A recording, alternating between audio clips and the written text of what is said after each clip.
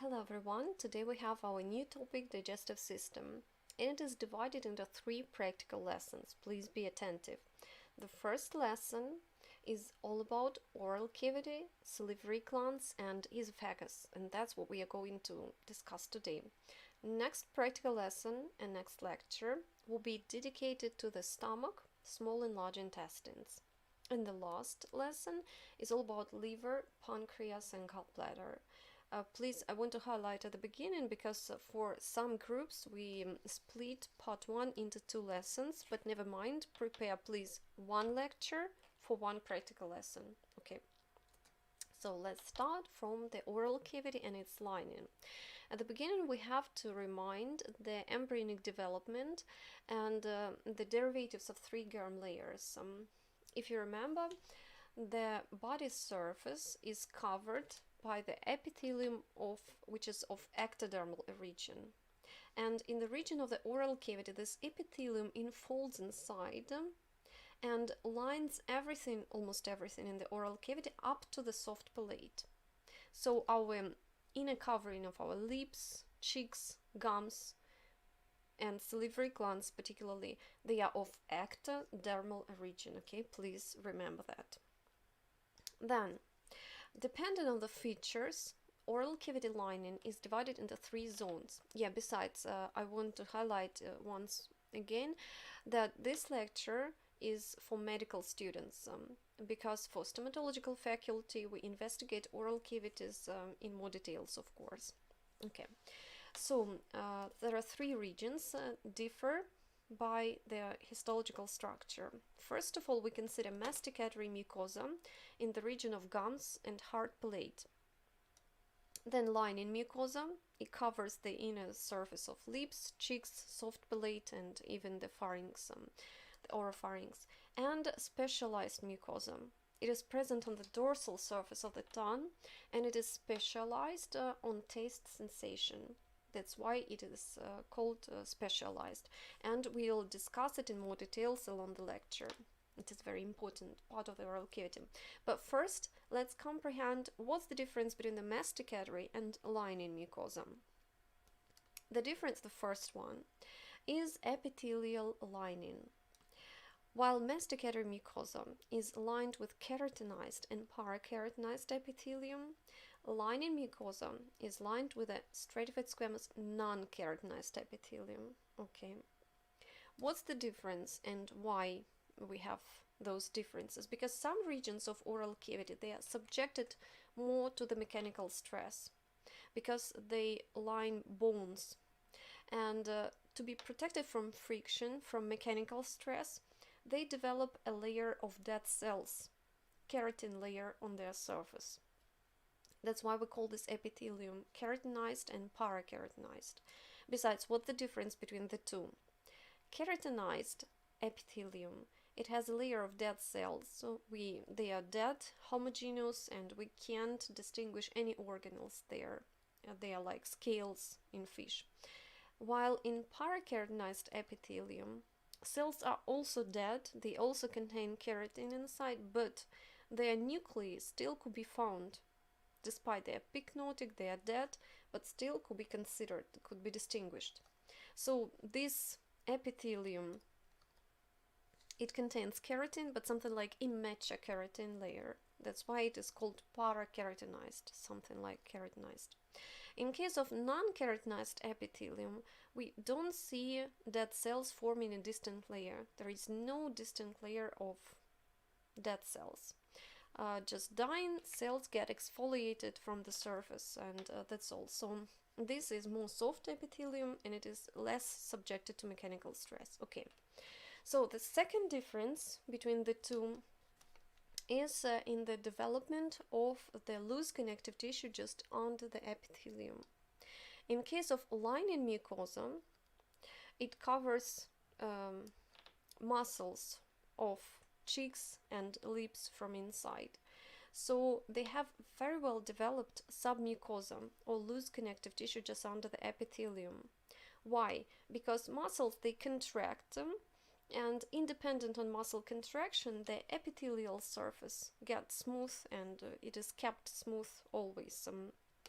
And this soft layer of loose connective tissue protects epithelial tissue from making folds along with the muscle contraction. And here in the submucosa, we have very well developed network of blood vessels, and it is used when doctors prescribe drugs which should be not swallowed. Yeah, we swallow some drugs, but some drugs are put just under the tongue. Why? Because in case they are put under the tongue, they are readily absorbed by the capillaries located in the submucosa. But if we swallow drugs, they are affected by the hydrochloric acid in our stomach, by digestive enzymes in the small intestine, so they are partially broken. And to avoid this, and after that, after they are absorbed, they go to the liver and they are additionally broken, they are neutralized there, yeah? But in case we put some drugs under the tongue, in case they are absorbed directly to the bloodstream, they avoid all those 3 steps of degradation. And that's what's important and should be taken into account. Okay, so the first difference is in epithelial lining, the second in the development of the connective tissue.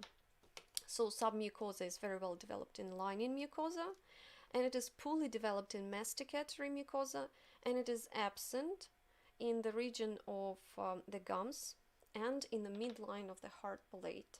There, the reticular layer, deep layer of connective tissue, is tightly adhered with the periosteum. So the epithelial tissue doesn't slide along the bone.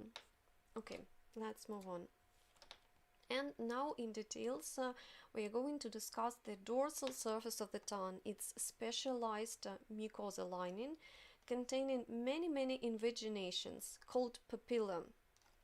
Why those invaginations are needed? The first is to improve the adhesion between the epithelium and the muscles, because when we are chewing the food, when we are talking, the epithelial covering should be tightly adhered to muscles. That's why making those infoldings, we increase the surface area of their contact. The second reason is that in infoldings, inside those infoldings, many taste buds are hidden. And let's besides, so what should be highlighted in this slide particularly? This is the tongue, and here is the dorsal surface of the tongue, here is the lower surface. And notice that the bulk of the tongue is represented by the striated muscle tissue. It has a feature, and it is represented by skeletal muscle fibers, and they are oriented in 3 semi-perpendicular planes. And this is the characteristic feature of the tongue. So they are controlled, and they are under the voluntary control. And they are skeletal muscles. Yeah, they belong to the skeletal muscles. And on the dorsal surface, between those muscles and epithelium, there is almost no loose connective tissue. So again, submucosa is absent. Okay, while in the lower region of the tongue, notice here the epithelial surface is smooth, so tongue papillae are absent, and connective tissue is very well developed. So in the lower surface, we have very well developed submucosa. Notice that's why drugs are put under the tongue, not on the surface, yeah, because here many more blood vessels, and under the tongue they can be absorbed much more readily than if they are put on the surface. Okay, and let's discuss different types of tongue papilla present on the dorsal surface. They are classified as Filiform, Fungiform, Foliate, and Foliate. Let's start from Filiform papillae. Filiform means thread-like. They are thin and they are resembling a claw. And in this particular picture, cat's papilla are shown. In humans, they are not so well developed, but they perform the same function. There are 2 things you have to remember about them. First, they are covered by the keratinized epithelial tissue. And you see, it really resembles a claw. Then they do not contain taste buds, so they do not participate in taste sensation. They perform just mechanical function. What kind of mechanical function?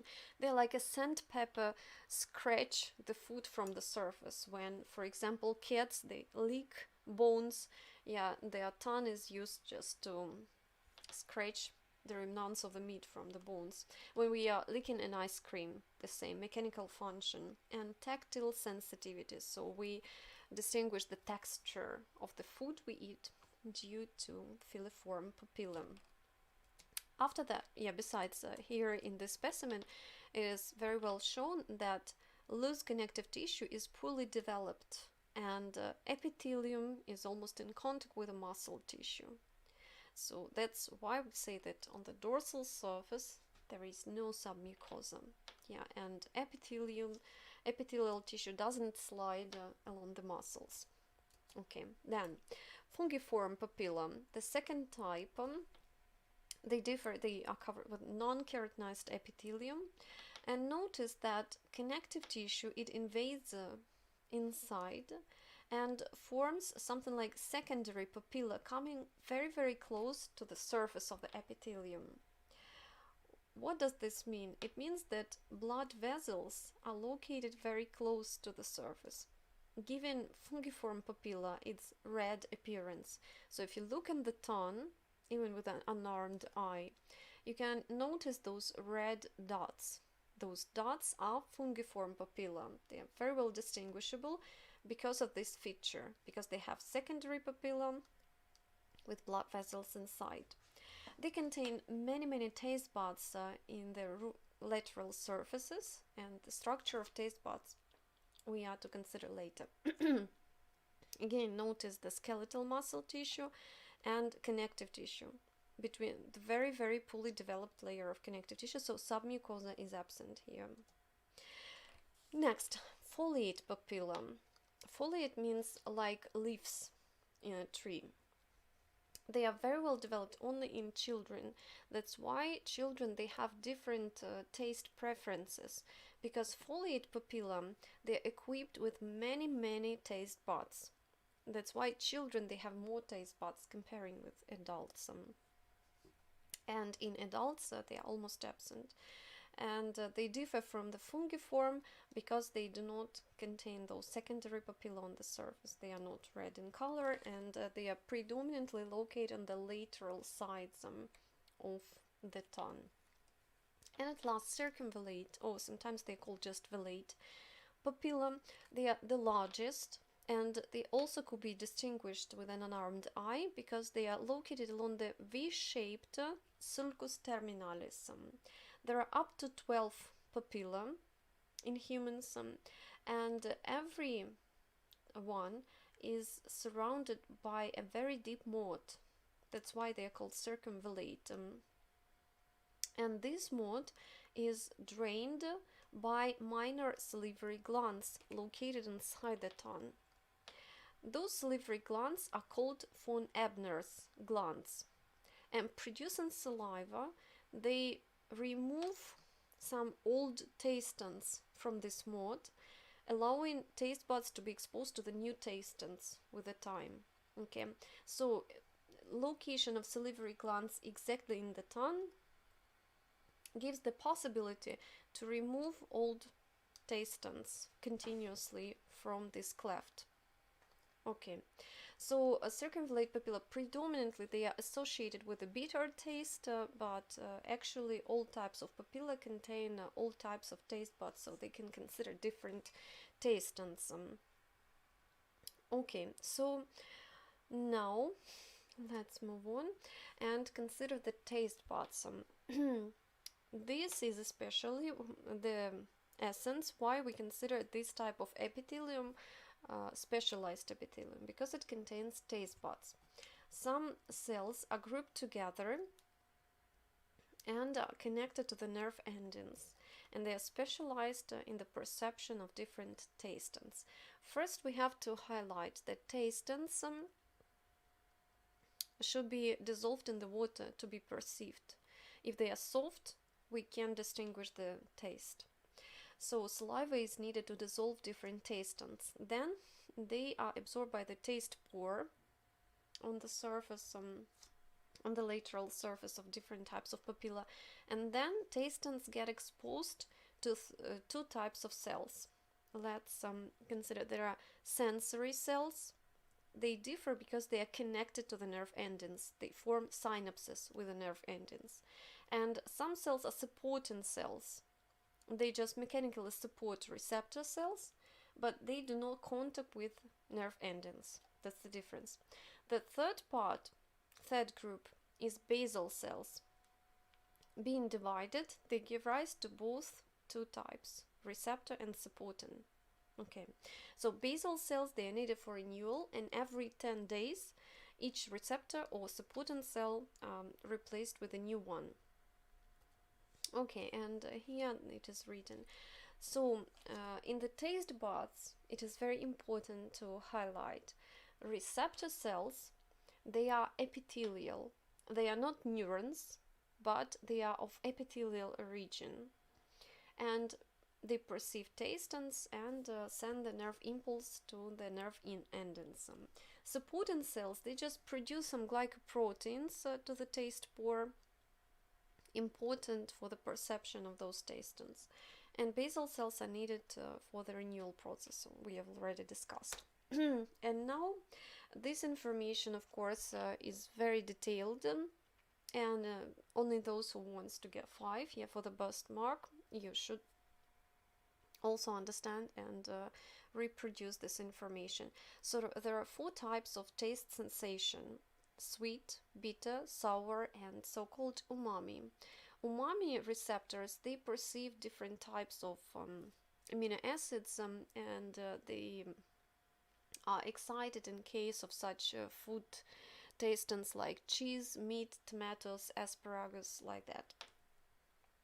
And there are 3 general mechanisms of taste sensation: bitter, sweet, and umami receptors. Of course, there are different receptors, but they work through the same mechanism. The first step of their work is activation of the G protein. After that, G protein is coupled to their receptors. Yeah. So with taston, different types of tastons bind to their receptors. They affect G protein located in the cytoplasm. It activates in turn the phospholipase C. It stimulates the formation of the inositol triphosphate. This inositol triphosphate, it affects, first of all, sodium channels, opening them, taste-specific sodium channels. On the other hand, they stimulate calcium to get out of the intracellular storage. As a result, we can see the influx of the intracellular calcium concentration.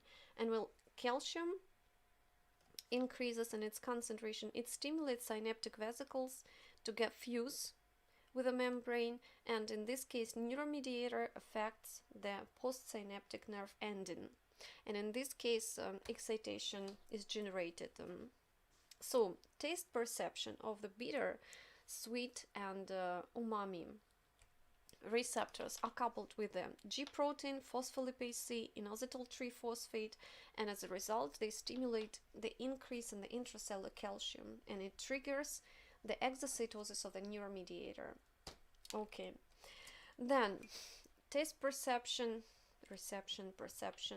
In case of sour means high hydrogen concentration. Yeah, the acidity is due to hydrogen protons, and those hydrogen ions, they enter through the taste-specific hydrogen channels or through the amiloride-sensitive sodium channels. So 2 types of channels are used by receptor cells to get hydrogen inside. When hydrogen get inside, it blocks potassium channels, and in this case they depolarize the membrane, allowing voltage-gated calcium channels to be opened. In this way, calcium gets inside, and as in the previous case, calcium stimulates the exocytosis of the neurotransmitter, the excitation of the postsynaptic nerve endings. Okay, and the third case, in case of salt tastons, the sodium ion is detected. So we detect food as salty if it contains too much sodium. And sodium enters through the amylorate sensitive sodium channels, the same that were used in previous case by hydrogen ions. And when sodium enters, it depolarizes the membrane, stimulates the voltage sensitive sodium channels to be opened, additionally increasing the sodium concentration, and depolarization results in the opening of voltage gated calcium channels. So nothing difficult, I think, but those three mechanisms are used to perceive different types of tastings. Actually, on the surface of the tongue, different regions are specialized. For example, the tip of the tongue is specialized for sweet tastings, the root of the tongue for bitter, and so on. But really, they are overlapping, and there is no strict border. There are no strict borders between them. Okay, but this is the subject of physiology. You will discuss there.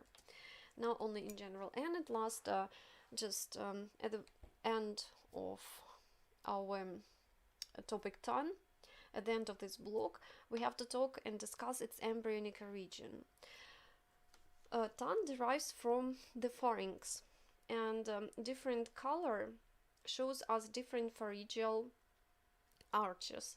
The first, second, third, and fourth. As you can see, all four pharyngeal arches do participate in the tongue formation, and being initially formed in the pharynx, tongue invades the oral cavity. That's why all the oral cavity lining is made up of ectodermal epithelium, while tongue, being invaded from the pharynx, is lined with the endodermal epithelium. It's important to highlight. Okay, so next, after the oral cavity lining, after we have discussed in details the structure of the tongue, we go to salivary glands.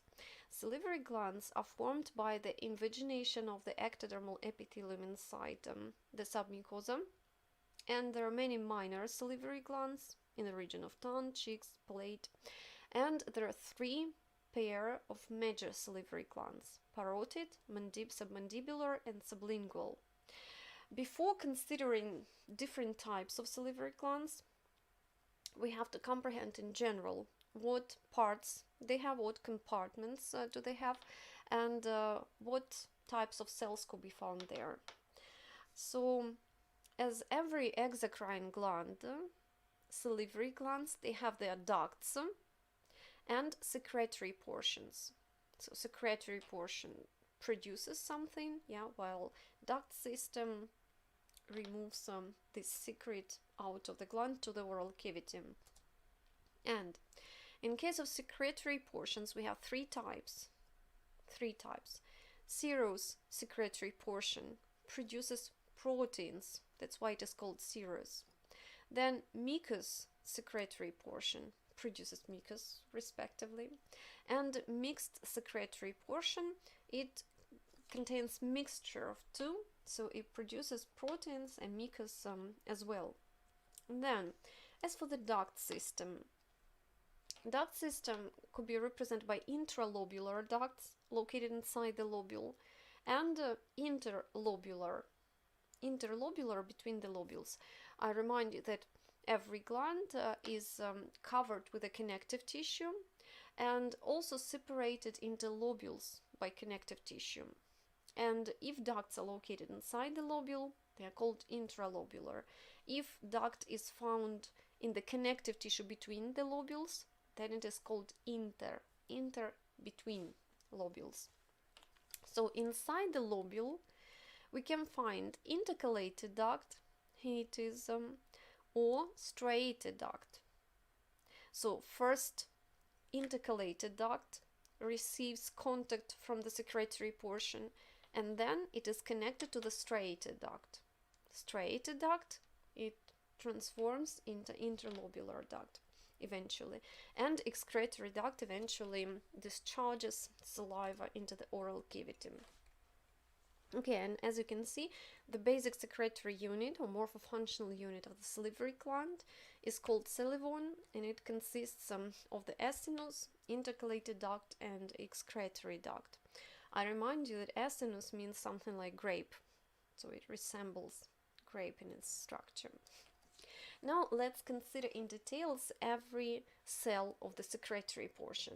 As I've said, there are two types, serous and mucous cells.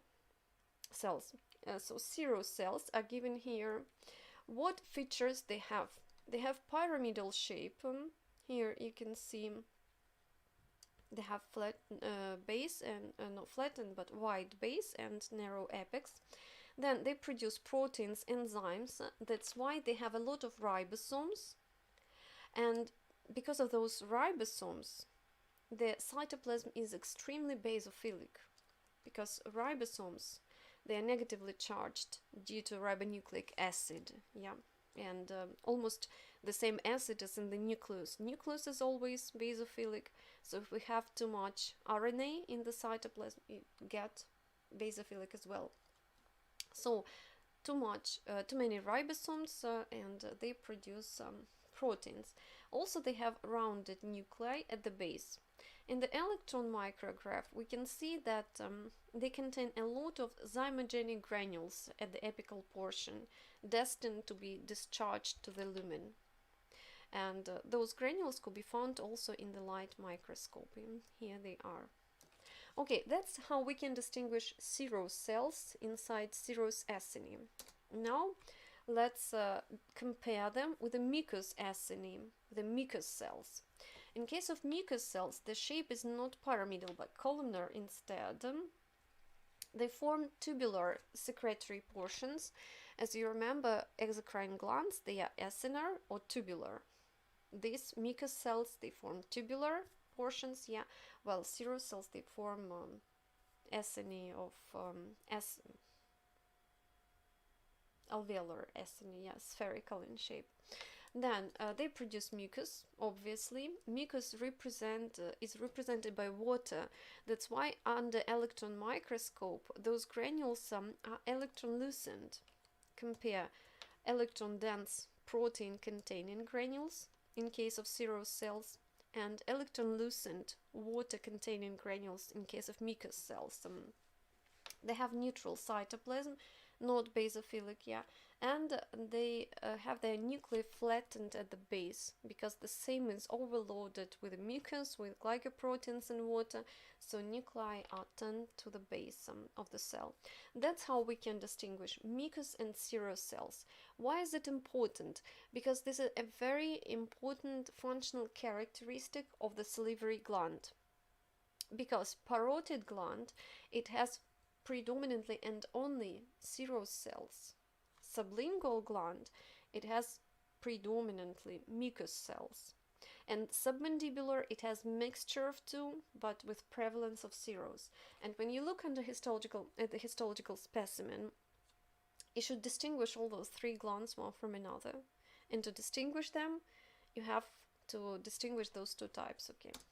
So let's compare one more time. First, serous cells and serous acini, they have basophilic cytoplasm, they have zymogenic granules, very well distinguishable, they have rounded nuclei and cells of pyramidal shape.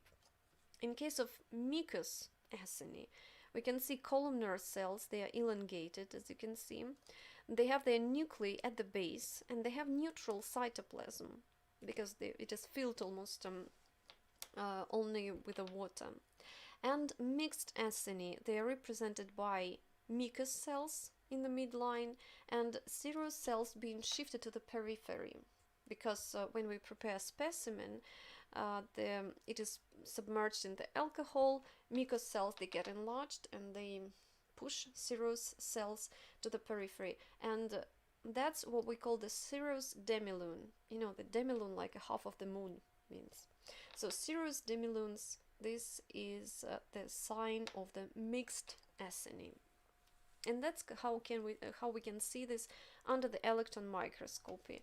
The electron-dense granules for serous cells, electron-lucent granules for mucous cells, and mixture of two in mixed acini. Now, one more type of cell should be mentioned. These are myoepithelial cells. They do not secrete anything important, but they could be found like octopi on the surface of the secretory portion. Their main function is to contract, and by contraction they stimulate the movement, they stimulate the saliva to be discharged from the secretory portion along with the duct system. So myoepithelial cells, they are needed for mechanical purposes, just to help this gland to get rid of its secretion. Yeah, myoepithelial cells, like our muscularis in the digestive system, it helps for peristaltic movement of the food. In the same function we have for myoepithelial cells. What is important, they derive from the epithelium of the oral cavity. They are of ectodermal origin, okay, because smooth muscle tissue, it derives from different types of germ layers, and in this particular case they are of ectodermal origin, the same origin as those secretory portion cells. Okay, let's move on, and now we have to discuss our duct system. First of all, the smallest duct, which is directly communicated with the secretory portion, is called intercalated. What does that mean? Intercalated means that it is partially inserted into the secretory portion. As you can see here, serous cells, yeah, and this is the intercalated duct. It is put inside the acinus, and it is lined with a simple cuboidal epithelium. Here, cell is of cuboidal shape. What is the function? It not only conducts saliva, but also it regulates its pH level by producing bicarbonate ions and absorbing chloride ions back. So there is an opposite transport, and in this way it helps to regulate the pH, yeah, because bicarbonate ions, they neutralize the acidity, making it a little bit more alkaline. Then striated ducts. Next, after the intercalated duct, the next one is striated. Both are intralobular, okay, so please don't be confused. Sometimes striated are also called intralobular, but it is better to say striated. This is a more exact term.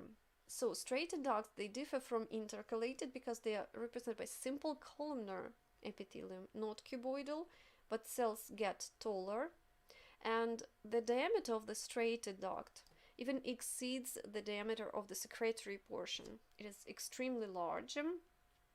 It is acidophilic, and it is very well distinguishable on the specimen. Why it is striated? It is called so not because it is made up of striated muscle tissue. No, of course no. Striations are formed at the base of every cell and could be distinguished only under the electron microscope.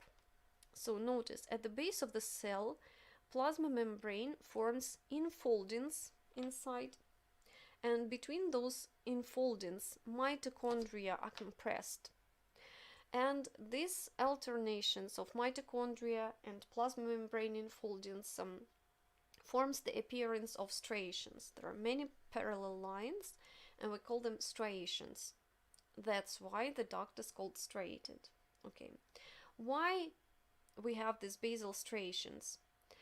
Because it increases the surface area of the plasma membrane, and in this way we have more ion channels inside, yeah, because ion channels, they are incorporated in the membrane. So increasing the surface area, we increase the number of ion channels, and mitochondria between them are needed to give energy for active transport. You remember, active transport against the gradient of concentration.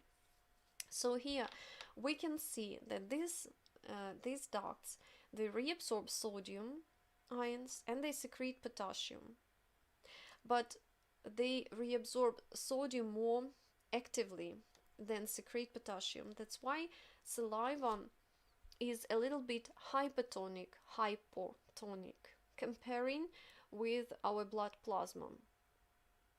So our striated ducts, they take part in regulation of the osmolarity in our saliva.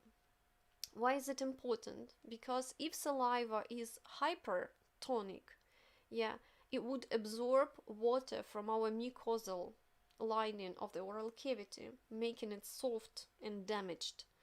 So balance of this osmolarity is very important. That's why saliva should be a little bit hypertonic to instead moisturize the epithelial lining. Instead of absorbing water from mucosa, it donates water. It gives water to our mucosal envelope. Okay, I hope you understand. So together, intercalated ducts, they regulate pH, striated ducts, they also balance pH and osmolarity. And it is very important to understand that our saliva not only moisturizes our food, also it contains alpha amylase to break down some carbohydrates. Yeah, it also contains lysozyme with antibacterial action, breaking down the bacterial cell wall. And also it contains immunoglobulin A, which is also produced by the duct system. And immunoglobulin A doesn't launch the inflammatory process, but at the same time it neutralizes many agents before they start entering our organs, before they start break down our epithelial covering. Okay, so remember that saliva has many important functions.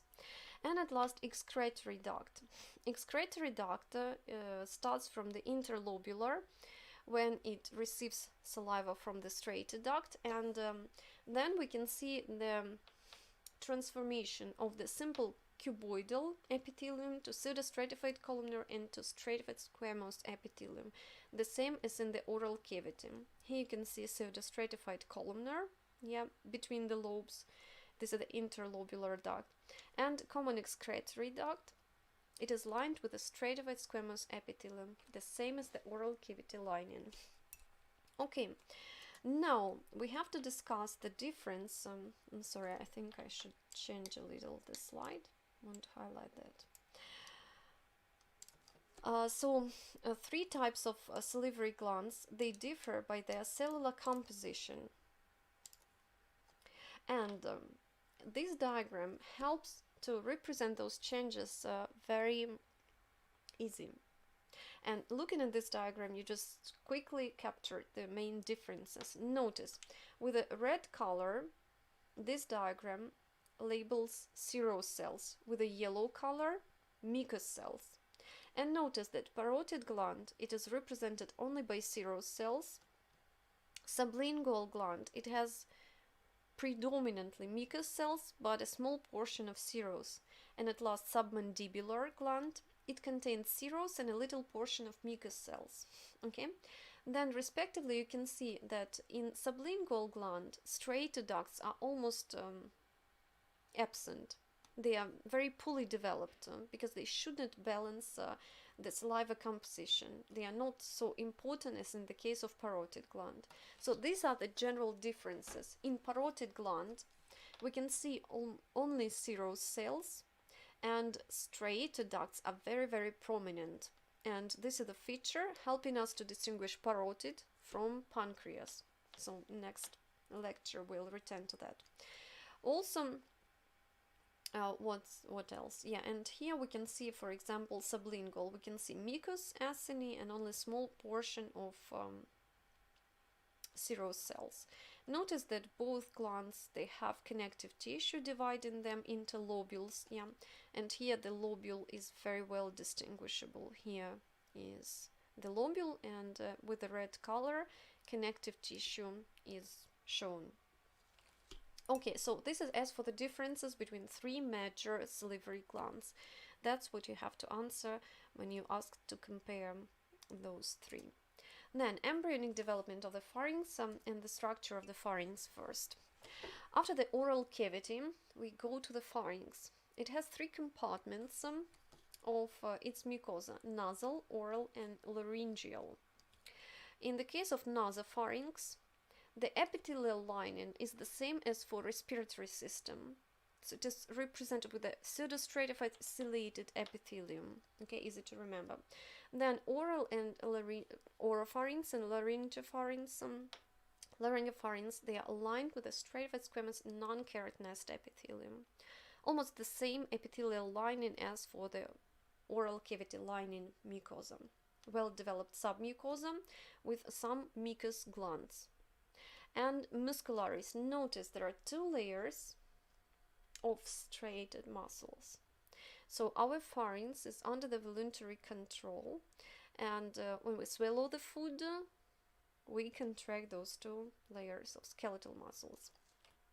Okay, and then the outer covering is represented by the connective tissue adventitia. Inside our pharynx there is a lymphoid ring, and it is used like our security, just as gatekeepers at the entrance to the digestive system. Imagine that we eat a lot of antigens every day, and these are not only food antigens, but some bacteria and many viruses, many foreigners are there.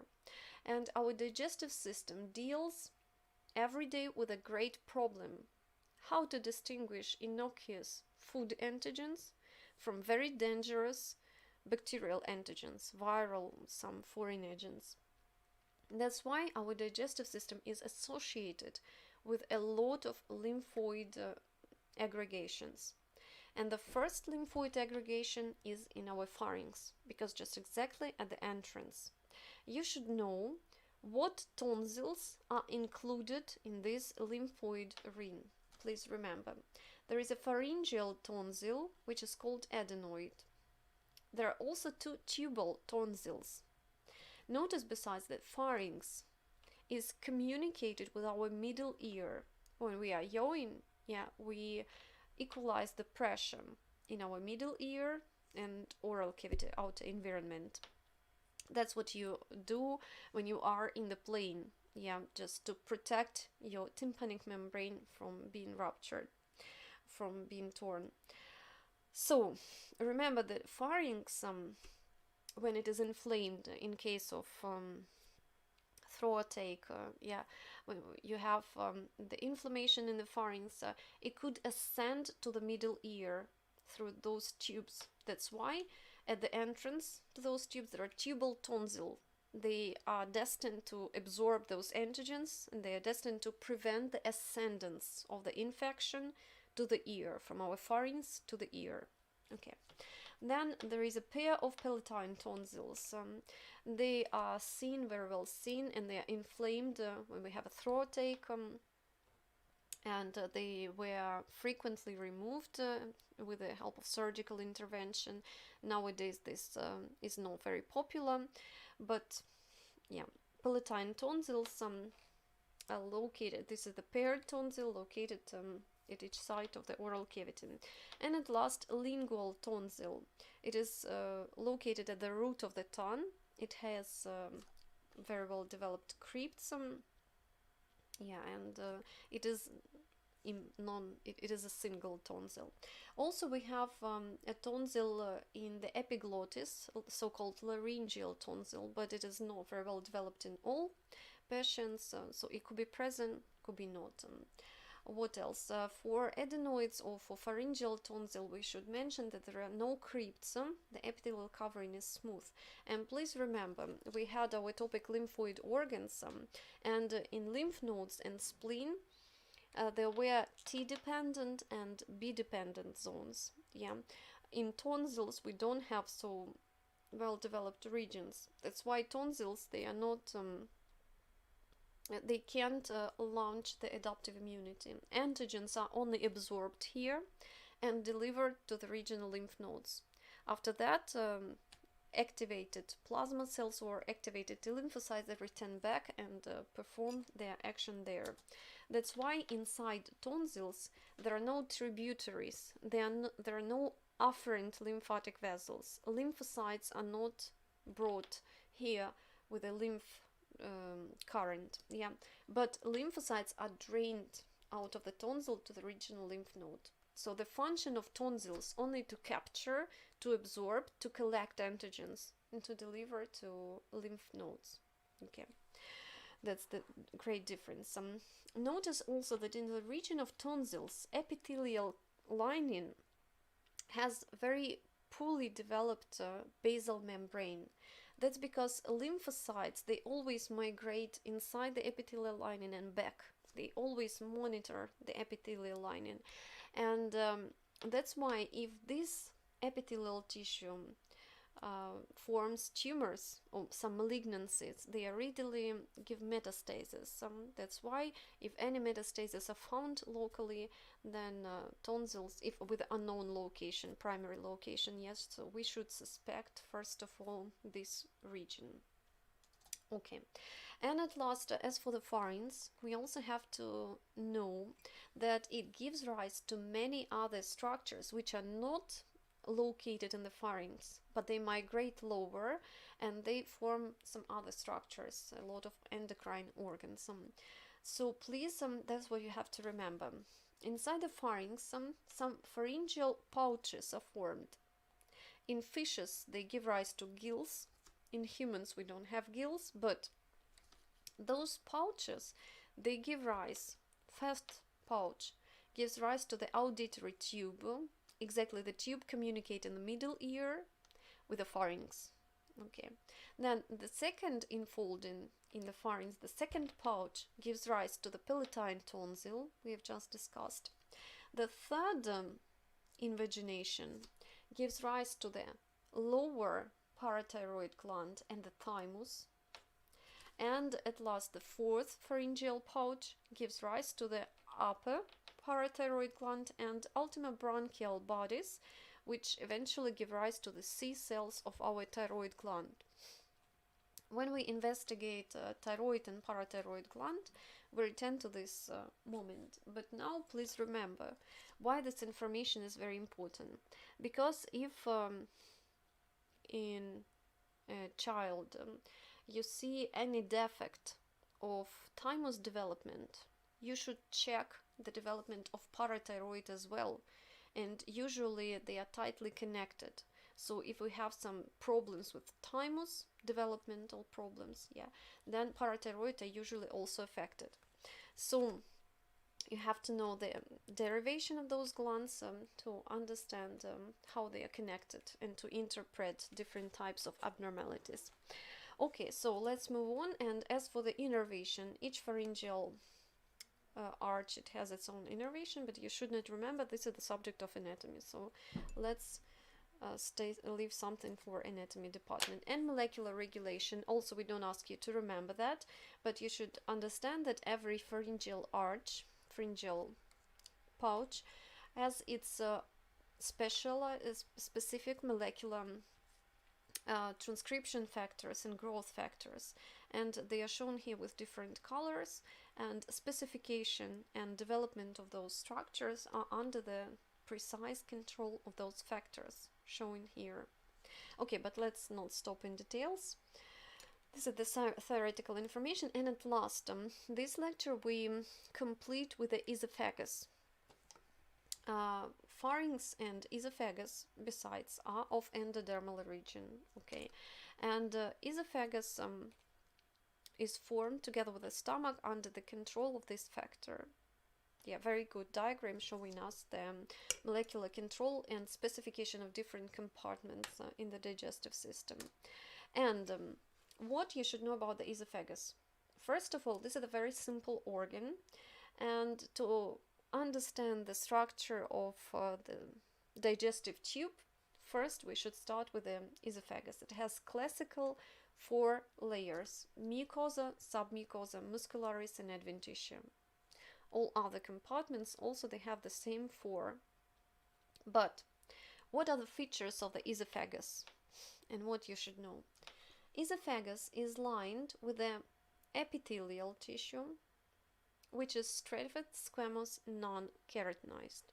Of course, it is non-keratinized in humans because we ingest and we eat more or less soft food, not so hard as mice, for example, because in mice and different rodents, esophagus is keratinized like the skin, because they eat grain, they eat sharp structures, and to protect the esophagus from damage, they develop a keratinized layer. In humans, our esophagus is non-keratinized because we eat moisturized food and it is soft. It doesn't damage our esophagus. Okay. So first, the first component of the mucosa is stratified, squamous, non-keratinized epithelium. Second, lamina propria is well developed and it is represented by the loose connective tissue. It also contains the cardiac glands. I'm sorry, it is better to correct right now. It is a confusion.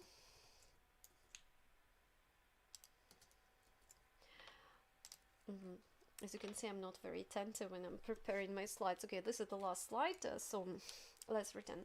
So lamina propria, it also contains cardiac glands and the lower part we'll discuss at the end. And at last, notice muscularis mucosa. It shouldn't be confused with the muscularis, because muscularis, this is the envelope represented by two layers, massive layers, of smooth muscle cells. Notice how thick it is. These are the muscularis, okay. But there is the muscularis mucosa, which is here, and it is represented by a very thin layer of smooth muscle cells on the border between the mucosa and submucosa. Okay, so in the esophagus, submucosa is divided from the mucosa by the very well developed muscularis mucosa. Please notice we are going to ask you during practical lessons to distinguish all those elements. That's why you should prepare not only text, but you should distinguish all those structures in the specimen. And submucosa is located just under the muscularis mucosa, and it contains loose connective tissue and proper esophageal glands inside. Here they are very well visible. These are the glands producing mucus. Actually, they are mixed tubular-acinar glands. Here they are located. Then muscularis. Muscularis, it has its features. First, it has two layers, the outer longitudinal and the inner circular. But notice that in the upper portion of the esophagus, muscles are striated, like in our pharynx, because they also participate in the swallowing. Then in the lower 1/3, close to the stomach, muscles are already smooth. They are not under the voluntary control. And in the middle 1/3, there is a mixture of two, striated and smooth. They are interwoven. And do not confuse, it is very important to remember. So the outer envelope in the esophagus also has regional features. Up to the diaphragm, it is represented by adventitia or loose connective tissue, and several centimeters under the diaphragm are covered with a serosal lining. The difference between the two is that serosal envelope, serosa, has the mesothelium on its surface. So except connective tissue, it also has the epithelial lining, which is called mesothelium. Simple squamous epithelium. Okay, so that's what you have to distinguish. So esophagus is very simple but has many regional features. The first feature being the difference between the muscle tissue, striated in the upper 1/3 and smooth in the lower 1/3. The second difference is in the outer envelope, adventitia and serosa. And another feature is in its glands distribution. Close to the stomach, close to the transition to the stomach, to the entrance, there are cardiac glands, and they are located in the lamina propria of the mucosa. Cardiac they are called because the first part of the stomach is called cardia, and in the stomach we have the same glands. So cardiac glands inside the esophagus, they have the same structure as cardiac glands in the stomach.